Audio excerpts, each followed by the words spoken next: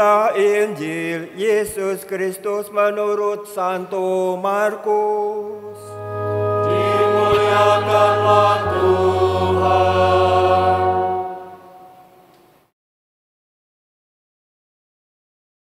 Bab 3 ayat 20-35.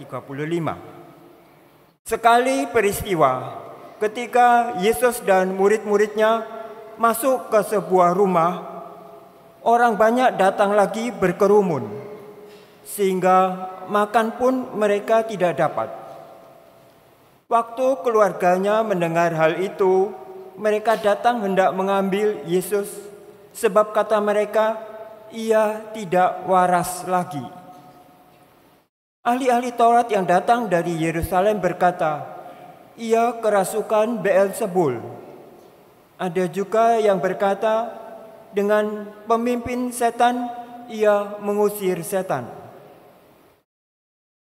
Yesus memanggil mereka, lalu berkata kepada mereka dalam perumpamaan, bagaimana iblis dapat mengusir iblis?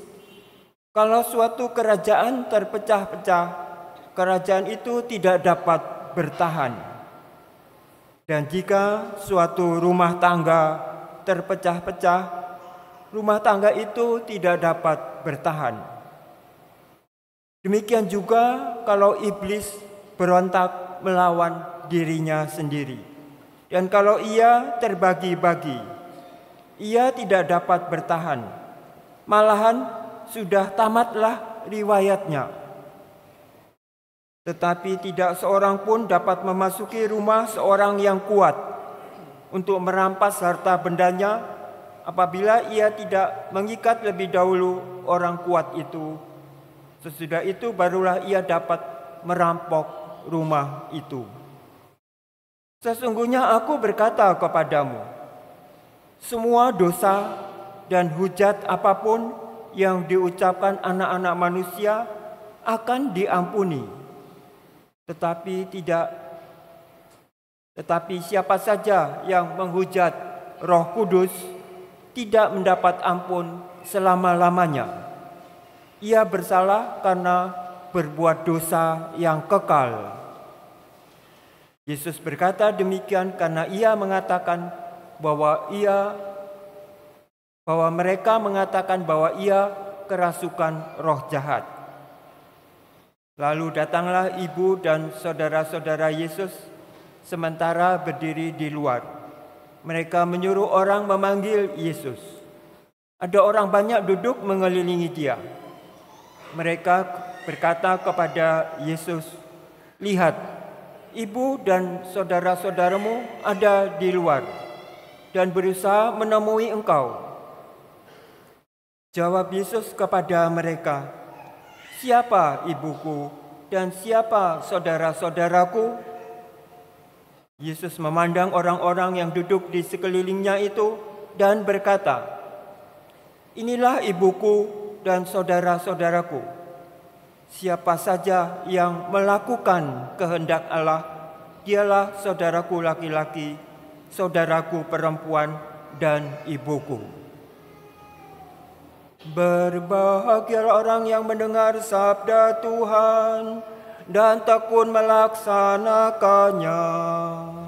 Sabda-Mu adalah jalan kebenaran dan hidup kami. Semoga oleh sabda Tuhan diteguhkanlah iman kita.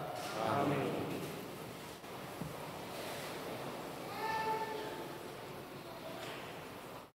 Meskipun berkata-kata dengan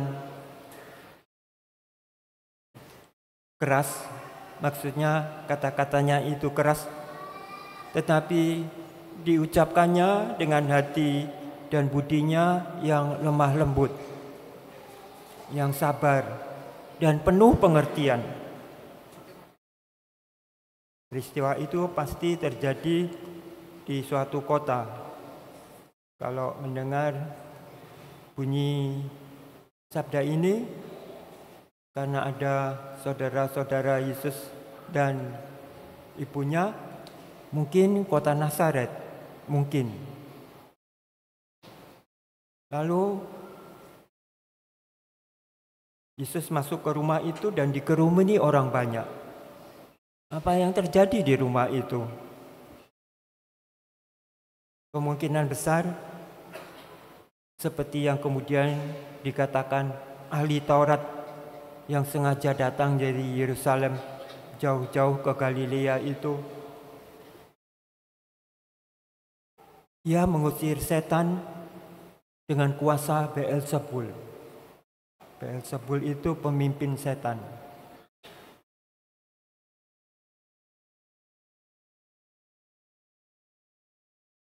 Orang-orang ada juga yang berkata,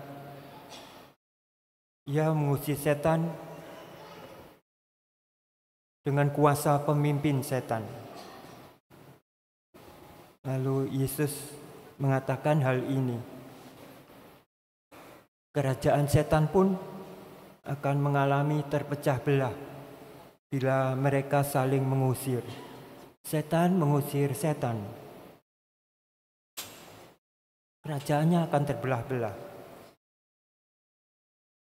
Demikian juga kalau rumah tangga terpecah belah, maka rumah tangga itu runtuh.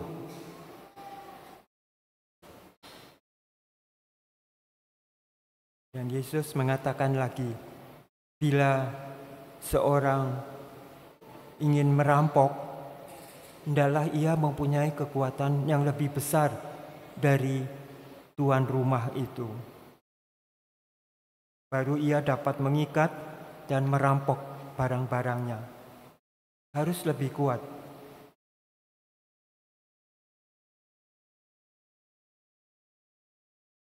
Demikian kata-kata Yesus itu. Lalu kita tahu bahwa ia datang ke dunia ini dengan seluruh kekuasaannya.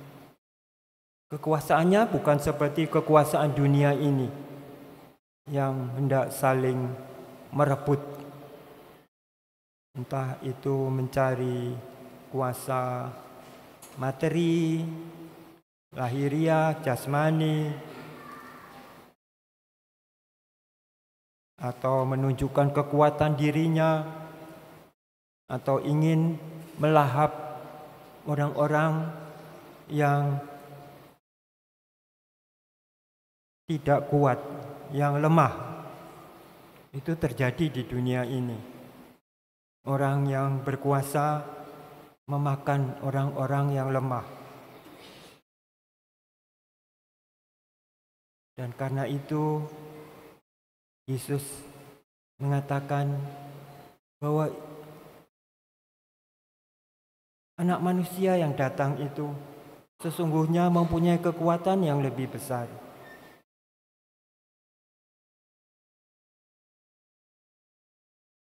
Dan ia menghendaki agar manusia itu hidup dengan rukun dan guyup. Bukan karena hanya keinginan manusia, tetapi keinginan Allah. Karena itu juga terjadi kalau manusia berdosa itu jatuh ke dalam dosa, maka dia mengalami keruntuhan, saling menyalahkan.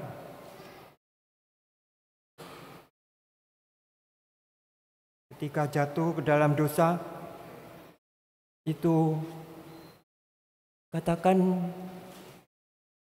dikuasai menjadi hamba dosa. Dan karena itu ketika Allah bertanya kepada Adam, "Di manakah engkau, hai manusia? Di manakah engkau, hai manusia?" Artinya kita semua ini juga. "Di manakah engkau?"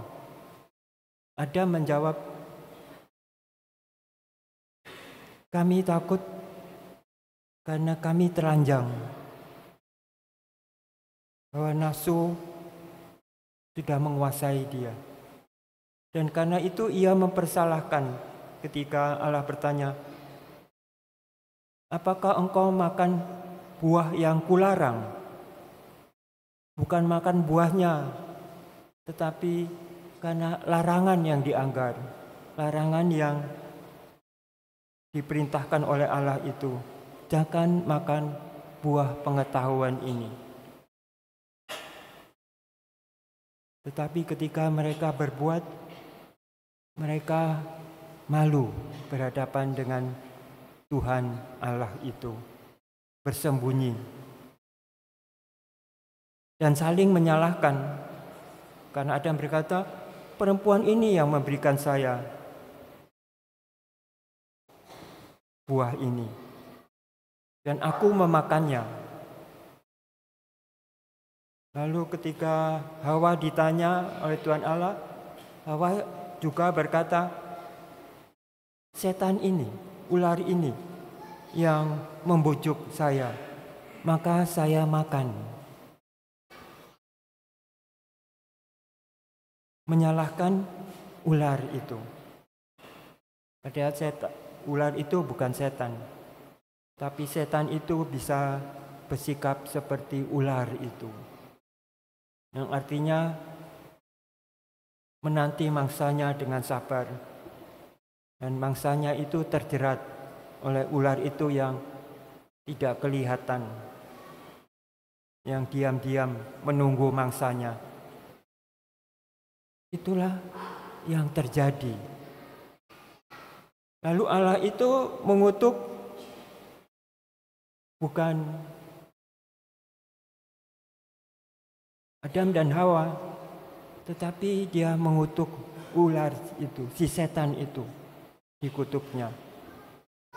Dan juga tanah dikutuknya. Dikutuknya ular itu dengan mengatakan, nanti aku membuat permusuhan antara engkau dan keturunan perempuan. Dan keturunan perempuan ini akan meremukkan kepalamu, dan engkau akan meremukkan kakinya. Dan mengutuk tanah itu sambil berkata kepada Adam dan Hawa, engkau akan bersusah payah. Engkau akan melahirkan dengan kesakitan. Engkau akan mengusahakan tanah ini untuk mencari nafkah dengan berjerih payah. Itu lalu kita tahu bahwa dosa itu membuat kita menjadi orang yang mudah retak, mudah hancur. Tapi beruntunglah kita, karena Allah itu memberikan kepada setiap manusia yang diciptakannya suatu harta yang tak ternilai. Bukan harta jasmani, tapi harta rohaniah tersembunyi di dalam diri kita yang rapuh ini, seperti harta yang ternilai itu di dalam bejana tanah liat. Beruntunglah bejana tanah liat itu ciptaan Tuhan, sehingga Tuhan melindungi bejana tanah liat itu, diri kita ini, dengan memberikan kepada kita harta rohani itu, yang akan kita peroleh bila kita mempunyai satu hal, yaitu iman kita, percaya bahwa Allah itu Maha setia kepada kita. Kasih setianya tak terbilang. Karena itu harta yang diberikannya itu hendak dipeliharanya ke dalam hati setiap manusia, hati dan budi manusia. Karena hati dan budi manusia itu sumber segala iman kita, pengertian dan kekuatan niat kita, itu sumber iman kita. Bila kita berniat bila kita ingin sungguh-sungguh untuk menjadi anak-anak Allah, yaitu yang menyimpan harta rohani itu, maka tubuh kita ini pun dikatakan oleh Paulus itu. Sekalipun kita secara jasmani lahiriah itu makin lama makin mudah rapuh, mudah mendapatkan segala halangan dan kesusahan. Tetapi beruntunglah Tuhan itu memberikan kepada kita roh-Nya, sehingga kita punya roh. Roh kita itu ingin bersatu dengan Tuhan. Roh itu yang membuat kita satu sama lain ingin memperhatikan supaya roh itu berkembang. Roh itu adalah iman kita itu, yang diberikan Tuhan ke dalam hati setiap manusia, lebih-lebih kita yang percaya ini.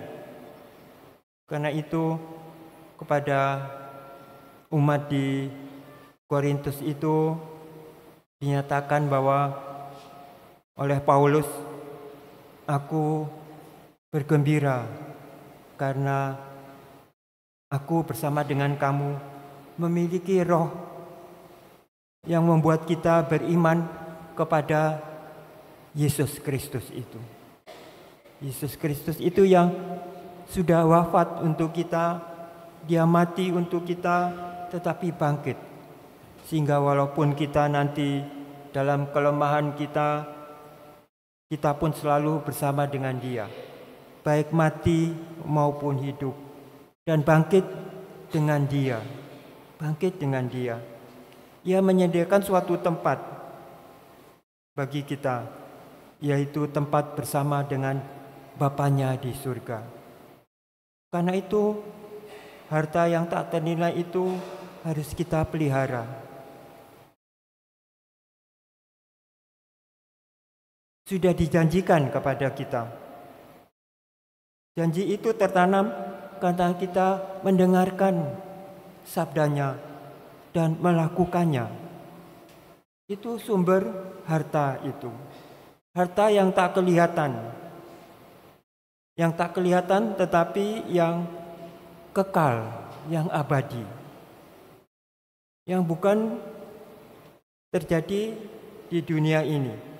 Karena di dunia ini kita terus-menerus mengalami kesulitan, digoda, mengalami pencobaan, dan makin lama makin runtuh. Dan kita hanya mendapatkan kekuatan kita kembali, kepercayaan kita akan Dia yang telah wafat bagi kita, yang menyediakan dirinya, yang menyatakan bahwa Ia mau menjadi miskin supaya kita kaya. Dia miskin, Dia dihujat, berdosa, dianggap orang berdosa. Hujatan itu yang membuat Dia nanti dihukum mati. Itulah Dia yang menyediakan dirinya untuk kita, supaya kita memperoleh kehidupan yang baru, menjadi manusia baru yang rela untuk menderita, karena penderitaan di dunia ini sementara saja, tetapi memperoleh kemuliaan Allah sepanjang masa, kekal abadi. Karena itu tidak seimbang. Karena itu pilihlah. Dengan keras Yesus itu meminta kita untuk memilih. Mau bersenang-senang, hidup foya-foya di dunia ini, tidak mau ada penderitaan dalam diriku, atau aku mau menderita untuk sesama kita, supaya kita berbagi di dalam iman itu. Seperti Paulus itu yang mengatakan, aku sudah menderita supaya kita semua bersatu dalam roh Tuhan itu. Kita masing-masing ini, di dalam diri kita ada roh itu. Karena itu terimalah roh itu dan satukanlah dengan roh Allah yang datang ke dalam diri kita, yang melalui sabdanya berbicara kepada kita masing-masing. Karena kita masing-masing ini diberi tugas-tugas tertentu. Setiap sabda Tuhan yang kita dengar itu kita nampakkan dalam kehidupan kita sesuai dengan apa yang dikaruniakannya kepada kita. Itu kasih karunia namanya. Artinya rahmat itu sesuai dengan diri kita. Layak dan sepatutnya kita memuji syukur Allah itu. Hari ini kepada kita diberikan wejangan Yesus yang penuh belas kasih kepada kita. Tahu bahwa kita itu rapuh, tetapi Dia selalu bersedia. Penderitaan yang dialaminya itu penderitaan abadi. Dia berkata kepada Thomas yang tidak percaya itu, "Cucukkan jarimu ke dalam tanganku." Dalam kebangkitan, kita itu nanti sama dengan Kristus. Roh yang berkuasa atas badan kita ini. Bukan lagi di dunia ini, di mana badan kita itu menguasai roh kita. Sehingga godaan iblis, setan itu selalu mengiringi hidup kita di dunia ini. Karena itu, punyailah senjata-senjata kasih karunia Allah, supaya dengan senjata itu kamu bisa mengalahkan segala cobaan di dunia ini, segala akal bulus setan itu yang menggoda kamu. Mari kita bersyukur akan kasih setia Allah.